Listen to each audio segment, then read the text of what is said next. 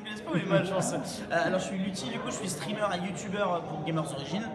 Je suis aussi animateur de tout type d'événements, bar mitzvah, enterrement de jeunes vie de garçons, mariage, enterrement tout court, exactement. Non, je suis plus, ouais c'est ça, je suis streamer et youtubeur pour Gamers Origin et du coup je viens du milieu du théâtre d'improvisation, donc je suis assez à l'aise tout ce qui est animation, scène et ce genre de choses quoi.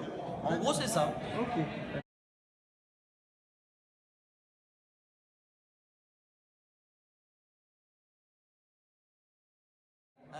Alors j'ai commencé les jeux vidéo très jeune, j'avais un ordinateur chez moi, j'avais 6 ans dans ma chambre, premier PC à 10 bouts machin. Le premier jeu qui m'a fait découvrir l'e-sport c'était Call of Duty 4 en pro mode. En gros je jouais à Call of Duty 4, j'ai découvert le mode compétitif dessus. Après j'ai enchaîné un peu comme tout le monde, League of Legends, j'ai joué à Hearthstone entre deux games de League of Legends parce qu'il fallait trouver une game, ça mettait du temps. Et donc aujourd'hui mes jeux de prédilection c'est Overwatch en numéro 1, League of Legends toujours dans mon cœur, c'est le jeu auquel j'ai le plus joué. Et derrière, salut toi. Et derrière on aura un peu de H1Z1, un peu de PUBG, et évidemment Hearthstone. Hearthstone c'est le jeu que je stream, mais voilà c'est le jeu que je préfère, on va dire, travailler avec des gens qui sont sur Hearthstone, mais c'est pas forcément le jeu auquel je joue le plus. Ok, ça marche.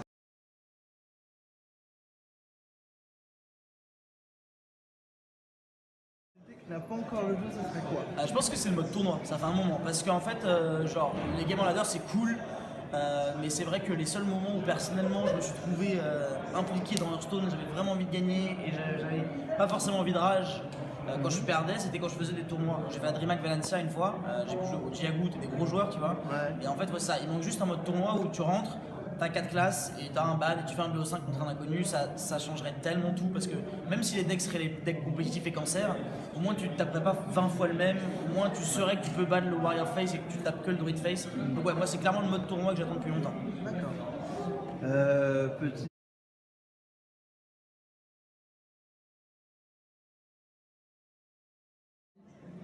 Écoute, il a pas fait beau. Mais je pense que c'est pas que ici, de toute façon, c'est à peu près le même temps qu'à Paname.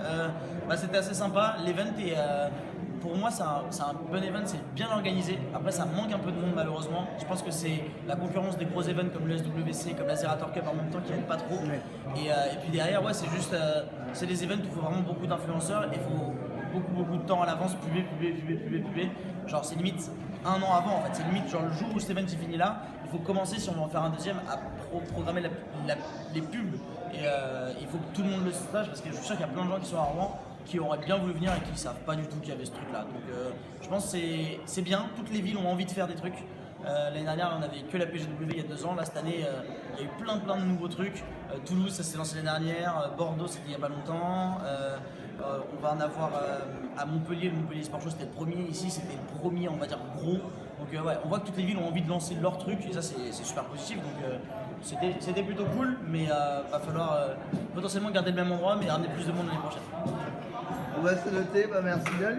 Merci beaucoup. À la prochaine. À la prochaine. Salut.